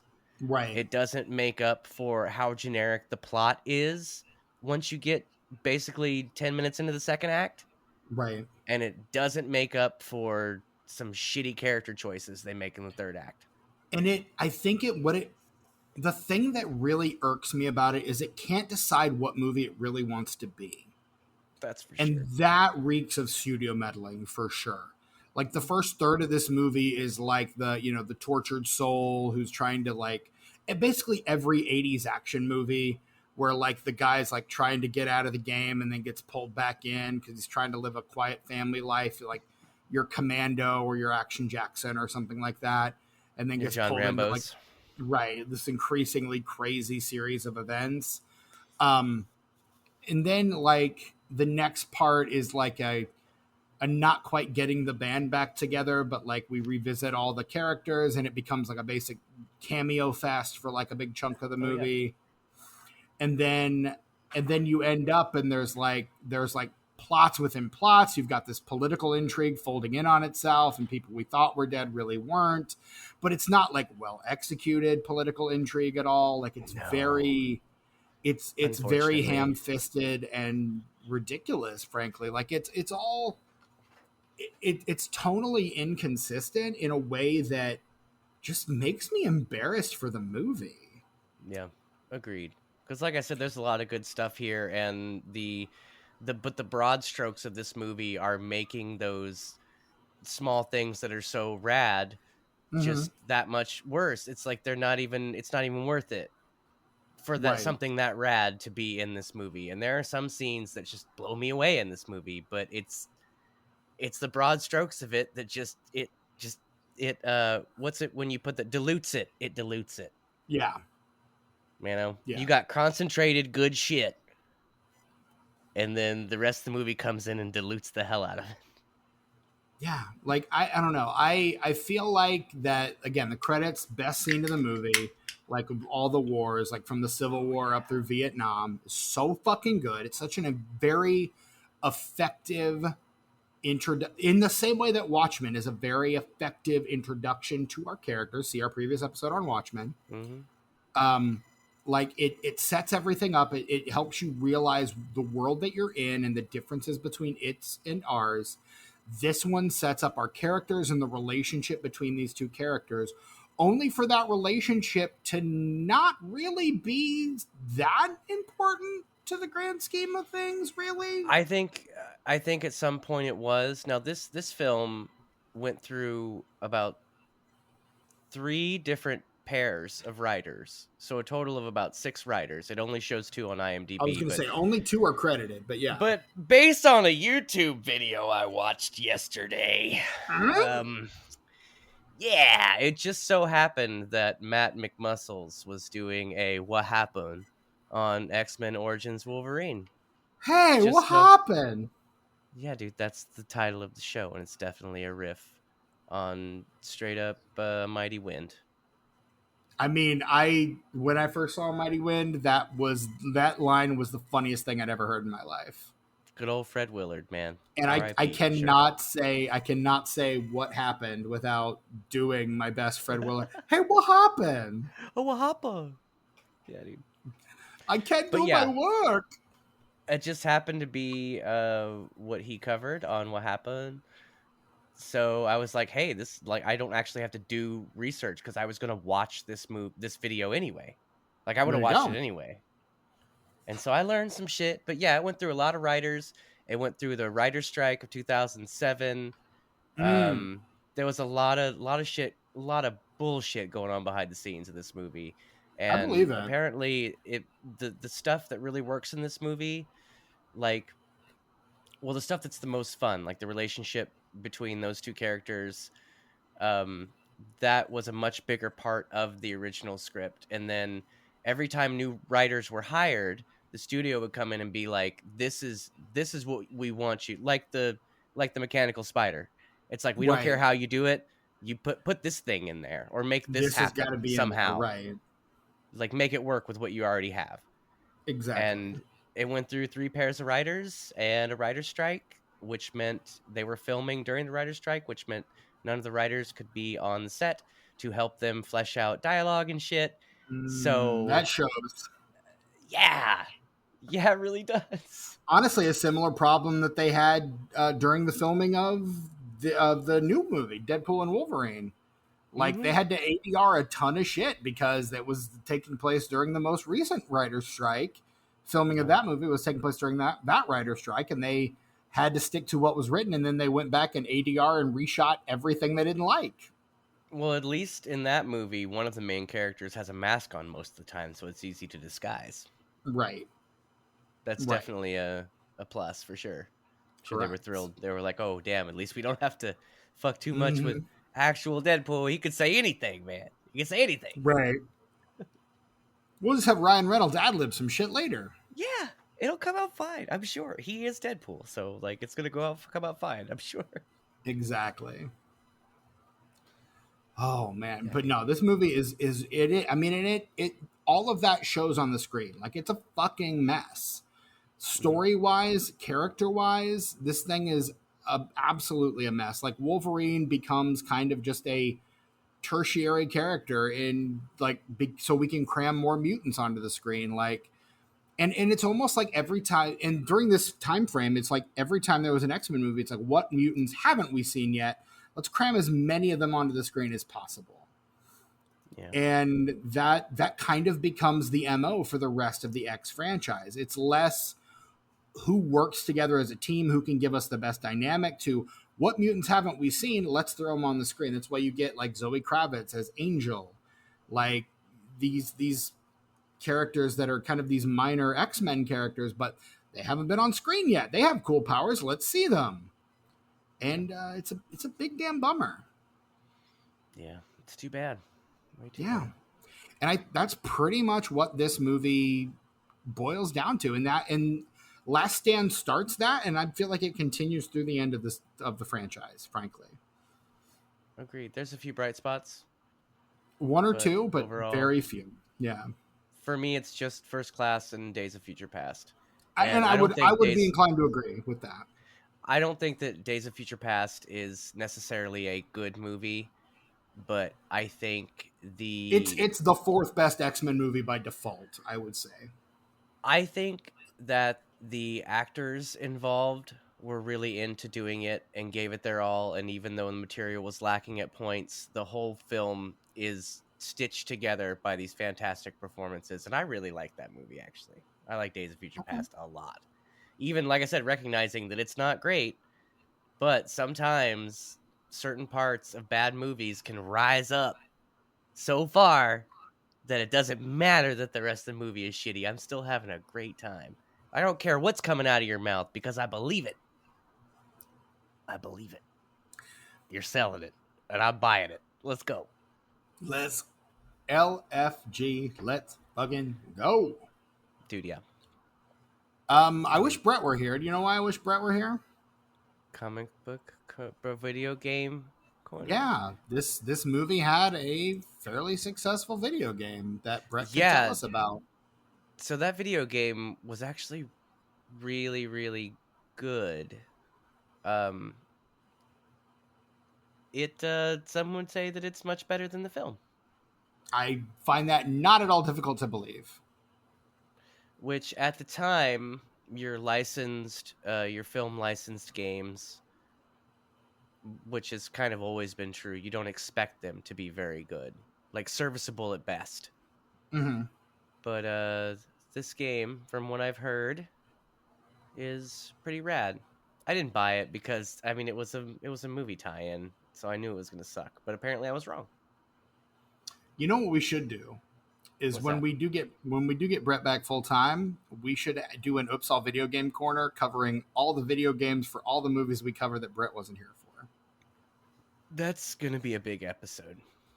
That's why it's an Oops All Video Game Corner episode. Yeah, dude. And There was a we mobile lock it game, we lock it mobile behind that phone paywall game and we keep it there for our patrons. forever. Yeah, there was a mobile phone game of this too, but it was shitty because it was a mobile phone Mobile game. phone, Like right?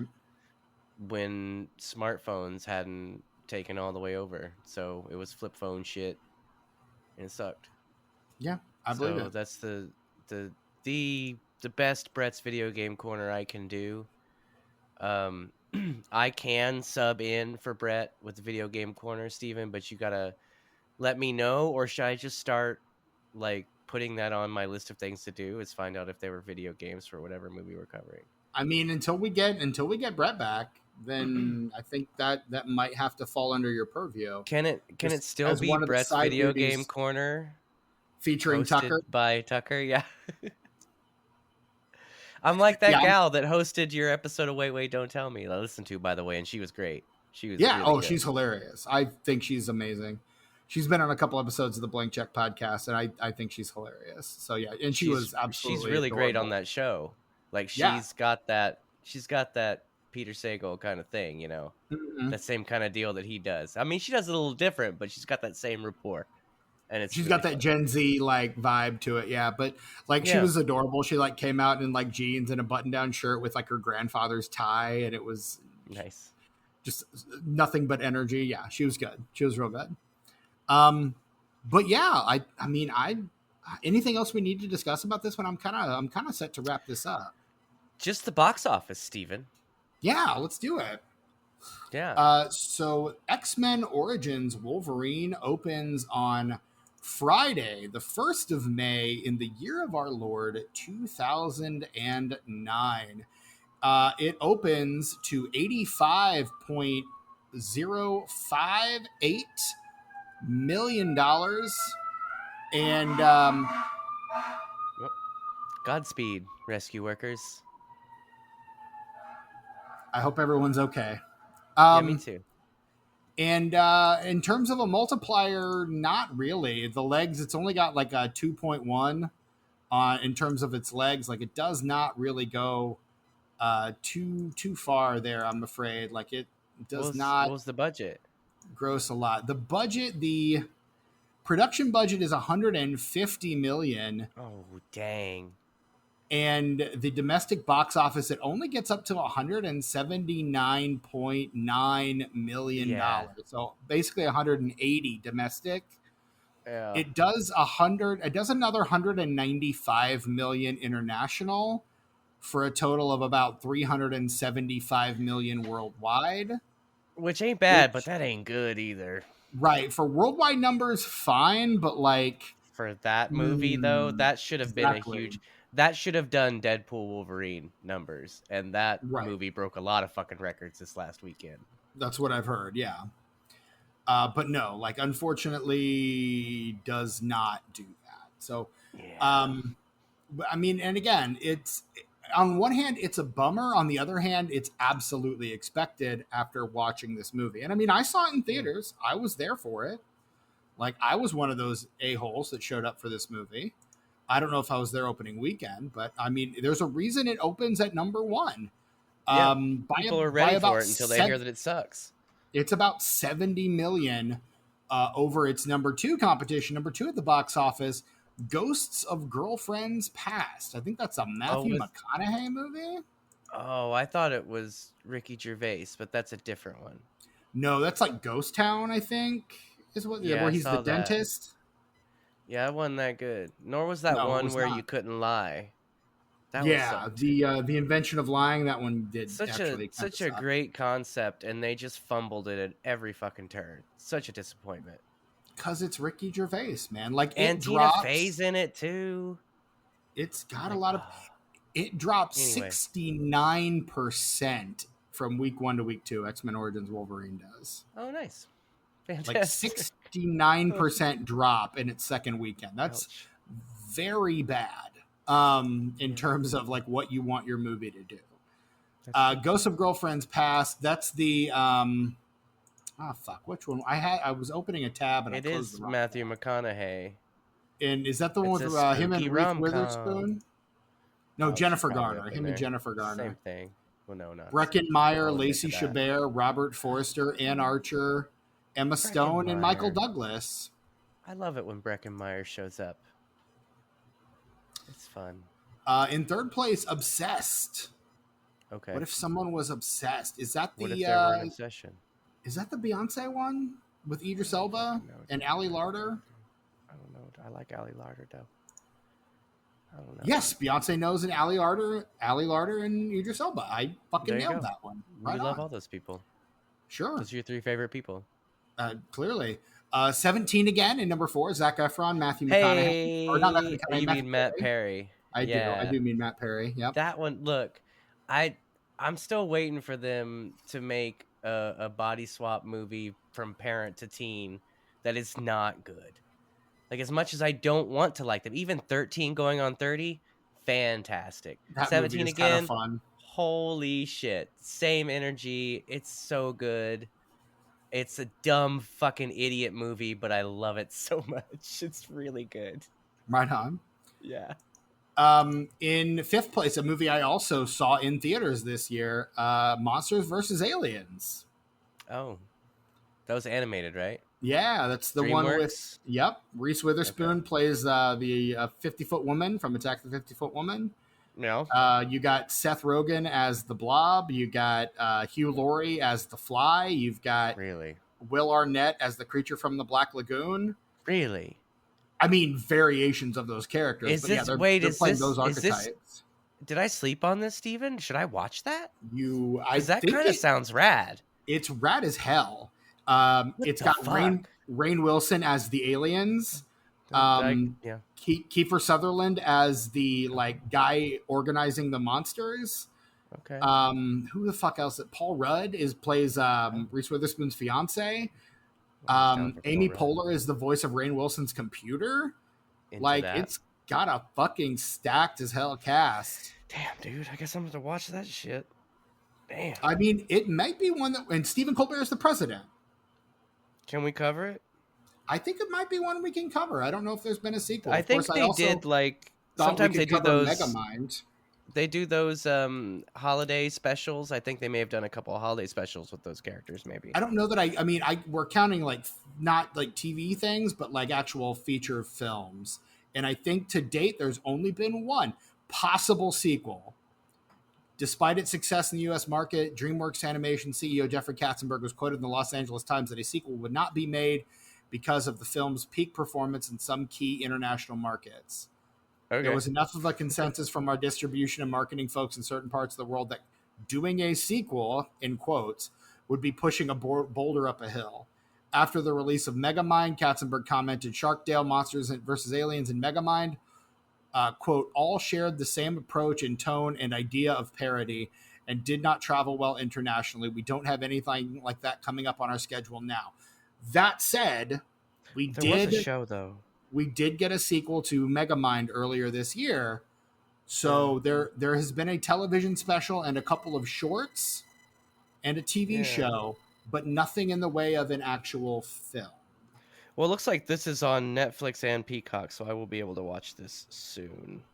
It's fucking fun. Because now I'm like, I didn't care, but now you're telling me all this stuff about it. Like, that makes me want to see it for sure. Oh, and Insectosaurus. I forgot Insectosaurus. It's like a Godzilla type character, Word. So and what's it's next fucking in the great. box office, Steven? So yeah, after that, rounding out the top 10, we have The Soloist, that like Jamie ill-begotten Foxx? Robert Downey Jr., Jamie Foxx, like Oscar bait movie. Like, it was pretty good though. Low key, it was pretty good. It was pretty I'm alright. I I'm don't know not if you trying to saw it, but it's pretty I'm good. not trying to hear that right now. No, it's okay. So I'm Um, saying it's alright, man. Like, in seventh place, Walt Disney's Earth. what? The In fuck is that? Earth, Welcome to Is it a Earth. documentary? I think so. Okay. Like it's Earth with like a lowercase e. Um, Oh, it's been in theaters okay. for 2 weeks. Dumb. I don't know, man. Next. In eighth place, also Walt Disney, Hannah Montana: the movie. The movie. Yeah. Do you think they finally find out her secret identity I don't fucking know, man. Is in that that what that movie? show's about? I don't know. Yeah, because like people don't know that she's Hannah Montana. She's like Miley in real life, but then it's almost like a superhero secret identity. She's secretly Hannah Montana. That's the whole crux of the show. And her dad is played actually by by Billy Ray Cyrus, which I think is fantastic. Because just to see that man come back from one hit in the 90s to being a children's television star, what a comeback, man. And then he's on that Lil Nas X song. Like he's really, I'm saying he kept it cool for a while and like had a family and shit, and then right back up on the scene, doing anything it takes to be in the public eye. Yeah, By trying to make his daughter as famous as humanly possible. yeah. Well, I mean, she's got a lot of talent, dude. So I don't blame him at all. A lot of It talent. still feels kind of craven. Um, that's But so Party in the craven. USA. I mean, Party I'm in the nodding my USA, head like Steven. yeah, and moving my hips like yeah. That's one of the greatest songs made in the modern age of music. There's no situation where Party in the USA is not appropriate, Stephen. Any mood that I'm in, no matter what's bothering me, what has happened to me, if I hear the opening chords of Party in the USA, instantly, I'm good. I'm fucking good for at least 3 minutes and 28 seconds. Good to know. Yeah. Yeah. Yeah. Wow. Yeah. Such a good song. If you say so. I do. And I think I know my shit, Steven. I mean, you know some shit. Anyway, what's number 9? Number 9 is Fighting, Channing Tatum movie, and number 10 is Where he State fights, I of guess. Play. I guess I don't know. I've never I don't know seen what it. the fuck that. I don't know. I've never heard of this State of Play. What is that? Is that a State of political Play. thriller? It's a movie where there's a state and they're playing. I don't And they're know, playing there? man. Yeah, sure. They play in a Yeah, state. I Or don't it's a know, state where man. there is a play, a theatrical performance of some kind. Oh, that could be. Maybe it's a Um, sport movie. Is it Russell a sport Crowe, movie? Rachel McAdams. Oh, I like When her. when a congressional aide is killed, a Washington D.C. journalist starts investigating the case Yeah. involving the Mm-hmm. representative, his old college friend. What did I Russell say, Crowe, Steve? What was my first guess? Political thriller. Nailed Ben it, dude. Affleck, Rachel McAdams, and Helen Yes. Mirren. Yep, nailed it. Are Russell Crowe and Ben Affleck playing college friends in this movie? Because if I so, hope so. woof. Maybe Russell Crowe was a professor in a previous life. Is my heat on? Why are my ankles so warm? I don't know. That's something you might want to look into. It's weird. And in 11th Strange. place, I just want to shout this out: Fast and Furious, one of my least favorite of the Fast and Furious franchise. Like the third one? No, the fourth one. It's the fourth one. Okay. The third one is Tokyo Drift. Tokyo Drift, yeah. And then you had Too Fast, Too Furious for the second one. Right. Got it. Yeah, you did. The tomatometer score on X-Men Origins Wolverine is 38%. The critics' consensus, though Hugh Jackman gives his all, he can't help X-Men Origins Wolverine overcome a cliche-ridden script and a familiar narrative. The meta score is a 40 based on mixed or average reviews from 39 critics. And the Letterboxd score, Tucker, you want to take your guess? I feel like, oh shit. I just put my computer on screensaver mode for some reason. There was dust on the touchpad, and I thought maybe anyway, I'm gonna say it's gonna be between a 2.3 and a 2.7. It's a 2.4. Well Yeah, baby. done. Well Yeah. done. Right in that sweet spot. Well, I tell you what. Now, I will say Fantastic. they wanted to use this movie as a launching pad to make more X-Men Origins films, and Magneto, actually had dude. planned to make a Magneto film I want to that see that. eventually got scrapped. They ended up using the good parts of that in X-Men First Class. So Good we job. didn't get X-Men Origins Magneto, but we did get X-Men First Class. So that's not a Nice, bad dude. thing. And of course, any future Wolverine movies had fucking nothing to do with this. And That's true. one of the big reasons why Days of Future Past got made at all was to try to completely erase this movie from continuity. So, yeah. Yeah, And that it does. it does that. But, you know, we get Liev Schreiber and we get Danny Houston, and that's okay. That's pretty fucking cool, if you ask me. And that is our episode, except for one thing. Tucker, out of 5 stars, how are you rating X-Men Origins Wolverine from the year of our Lord 2009? Look, I can't in good faith give this 3 stars, but I did have a really good time with it this time, and there were a lot of things I appreciated about it because of the way that I chose to approach the film. Mm-hmm. That a 2.5 seems just a hair, just a skosh too low, you know. So I'm gonna do the rarely used 2.75. Oh, you bastard! I gotta do it some. I try not to, but sometimes there's no other way. It's a 1.5 for me. That's fair.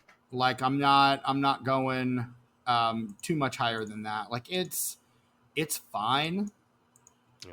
but like not so fine as to actually be fine.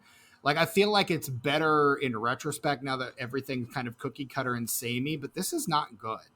Like again, like this feels like a superhero movie from 4 years before this was made. Like this feels like something in the Punisher era of superhero filmmaking and not the Iron Man era of superhero filmmaking. And look, it's not good, but I do think that it deserves more credit than most people give it because people just shit all over this movie. Sure. And I'm not going to say for the wrong reasons, but I'm saying maybe they focus too hard on some of the disagreements they have with how certain characters were portrayed. Focus on that too much because there's some fun stuff in here if you don't fucking just like get mad about that the whole movie. If you don't care about character or plot or dialogue or computer effects or you know, That's what I'm saying. 95% of what you go to see a movie for. Look, like I said, not good, but I think it gets a worse rap than it deserves. By how much, I'm not sure. But that's how I feel about it. I don't know. For me, I will say it part of the reason it feels so much like a superhero movie from so far before its time is that it carries that same contempt for the material and the audience that a lot of those early comic book movies carried. Agreed. And by 2009, like we're starting to hopefully get out of that. And this is just very emblematic of all of that. Like not understanding what it is that the fans like about these characters, why the fans want to see these characters. It's a Spider-Man 3 problem where you're just like, I don't know, put Venom in it. Why? Because the fans want Venom. He doesn't fit in your story? Tough shit. Put him in there. Like, and it's like the fans want to see Gambit. You don't think he fits in this? Who fucking cares? Put him in. Give him something to do. Gambit is in a lot more of this movie than I remember him being in. I remember him being in the one scene in New Orleans, and that's it. But he sticks around in this movie in a way that I did not remember him doing. I would have liked more of that Gambit, I feel like. And there are a couple of moments where Wolverine's just like, well, Gambit, I guess I'll see you in your own movie in a couple of years. Like, he basically goes right up to the line of saying that. And then, of course, we all know that Channing Tatum was really he really wanted to play Gambit in this movie. and then for years tried to get his own Gambit movie off the ground. No thanks. I like Channing Tatum. I do, but no thanks. Like, I liked what Taylor Kitsch did, and like maybe that's not what we need for the character. Mileage may vary, but Channing Tatum, I don't know, man. That doesn't. I don't know. Could he pull it off? Maybe he's If a decent actor. I've seen him put in a few like really good, solid performances, but I don't know. I'm not convinced. I like Channing Tatum. I think he's far more versatile than people give him credit for. I would like to see what his take on the character is or would be. Yeah, but it just doesn't excite me too much. That choice in casting does not excite me that much. But, and normally I'm pretty open-minded. Like I'm not the guy who was like, oh, fucking Ben Affleck. I was like, oh, fucking Ben Affleck, that could be interesting.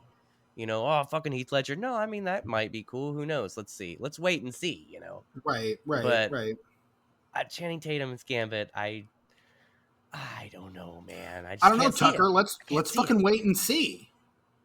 I can't see it. Why? I don't know. Maybe Channing Tatum's gonna find. Maybe Marvel Studios, now that they're bringing the X-Men to the MCU, maybe they'll finally give him his shot. Steven, did you just spoil another? No, I didn't do shit. I didn't do shit. Is that what you did, Steven? No. That's fine. I haven't seen the fucking movie. What do I know? All right. That's cool, Steven. Whatever. Like, straight up, I quit. We're not friends anymore.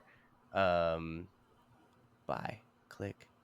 No, JK, don't cut it. Don't cut it. We're still friends. Wait, Steven, are you still there? It's frozen. Steven, come back to me. Action. And over. It's fun that when I just like hold my position for a while and don't say anything, Tucker thinks I'm frozen on the screen. No, that was just a bit. You got one little hair right there up top that was still moving in the breeze, so I knew you. Oh, yeah. Nope, right there, that one.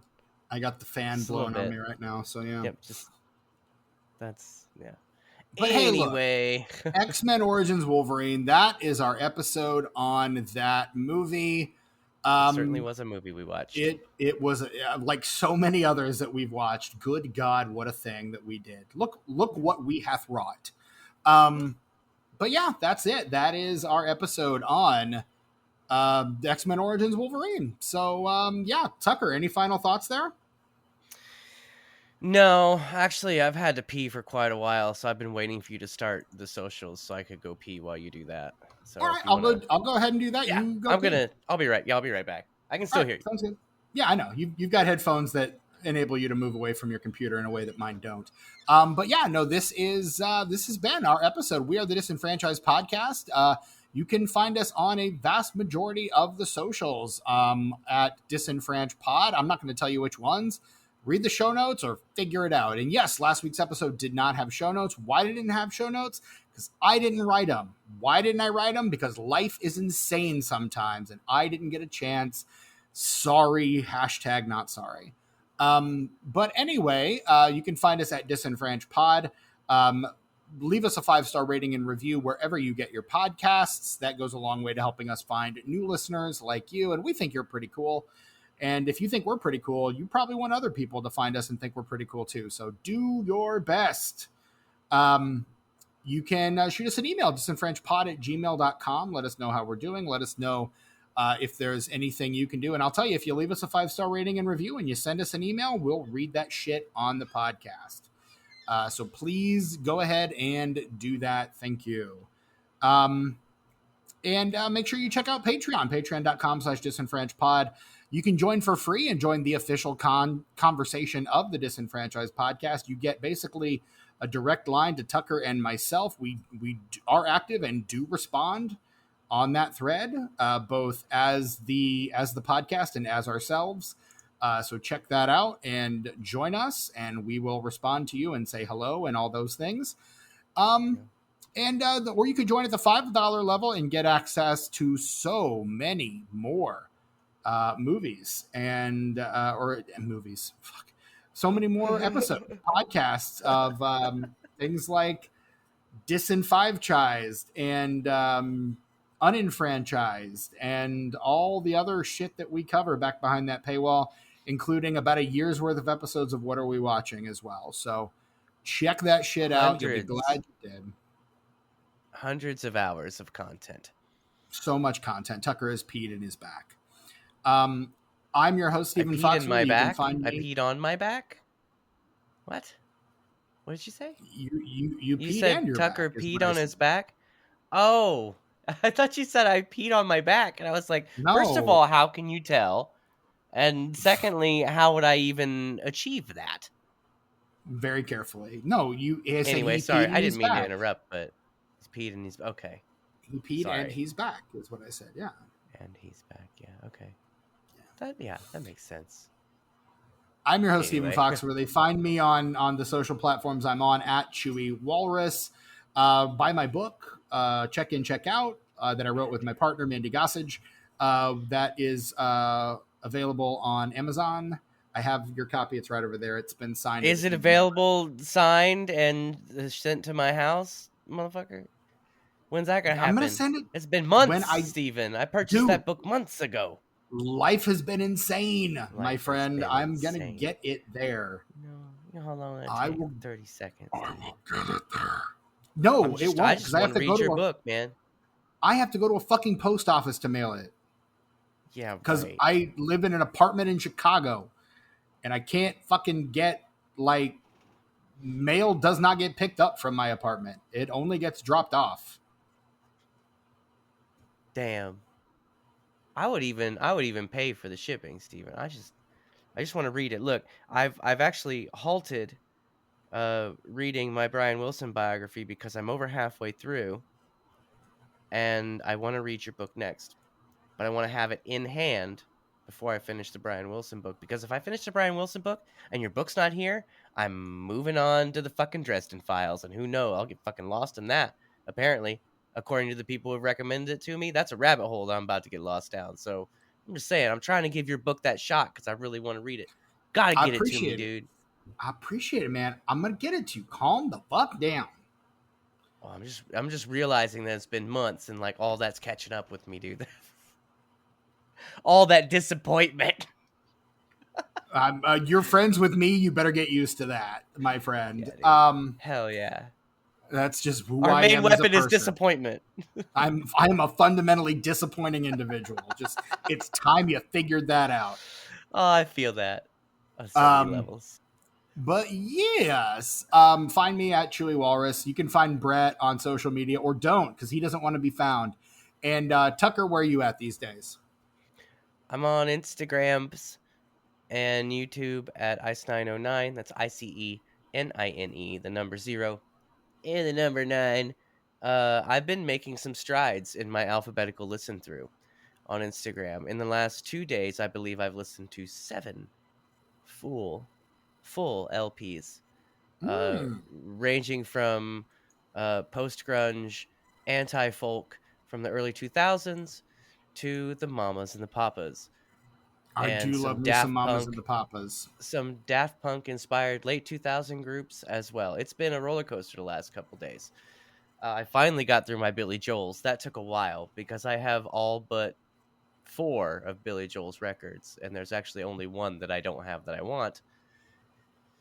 So I have a pretty complete collection, and it takes a while to get through them.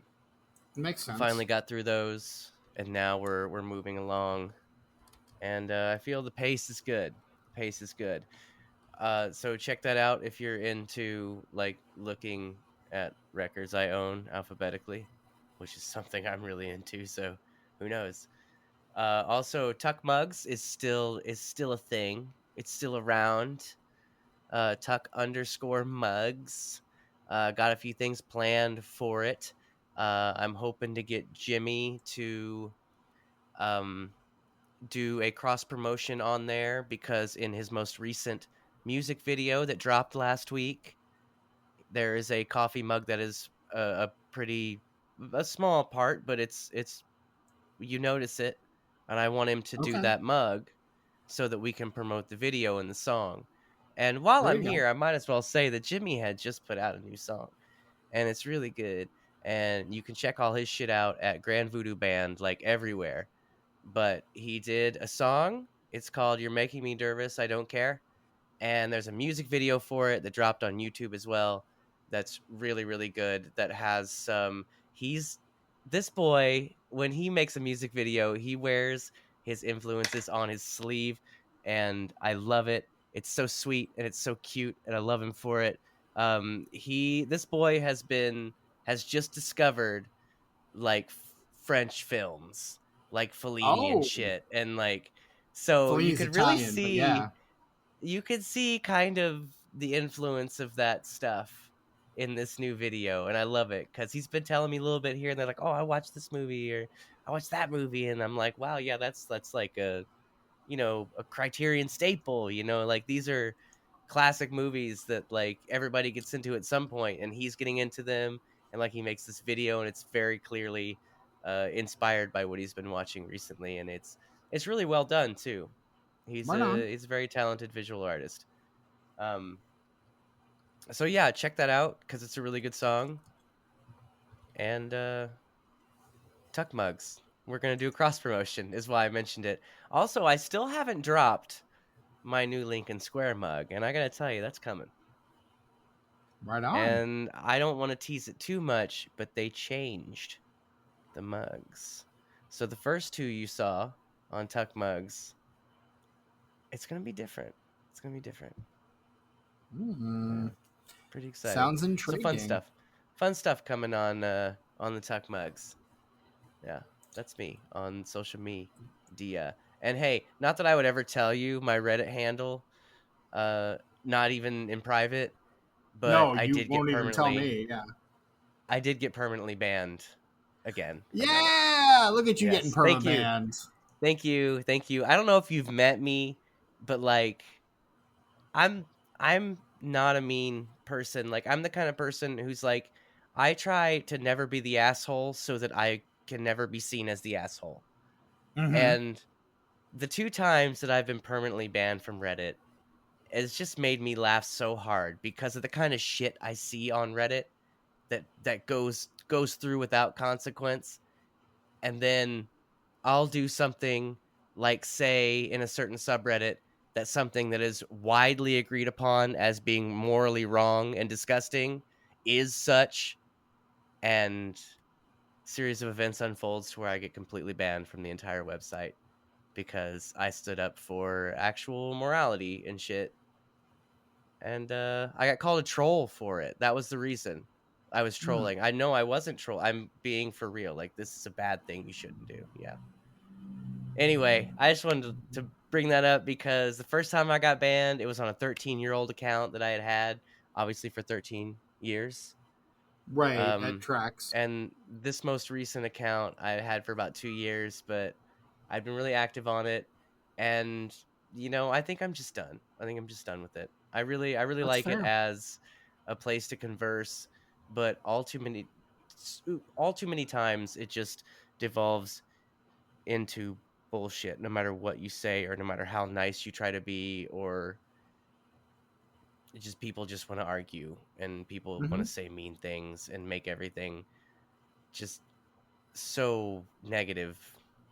So I'm moving on from it after about 15 years. It's been kind of my main hub R.I.P. for Reddit. stuff. But yeah, bye Reddit. It's kind of bullshit. It's more bullshit now than it's ever been anyway, so that's why it's so easy to just kind of like, I was gonna say most social media kind of is these days, honestly. Yeah, Reddit held on for a while if you were into the right subreddits, of course. Yeah, right. That's key. Yeah. Anyway, I just wanted to announce that because I thought it was funny. I had a good laugh about that when I got that email. I was like, really? Okay. All right, cool. Fucking great. Whatever. I don't even give a shit at this point. It's so absurd. I don't even care. Yeah. Which is why I brought it up 2 weeks later on a podcast where no one even had any idea that it was happening to me. Because I don't even care. It's so stupid. Should get banned. I didn't even do anything. But anyway, that's our episode on fucking whatever movie we watched this week. So have a good one. That's how you do it, right, Steven? I did it well. Basically, yeah. So until next time, I don't think I said my other catchphrase in this episode. What a cast, what a picture. So I'll just squeeze it in here. There you Yeah, go. I dude. said it. I just And I don't said, know.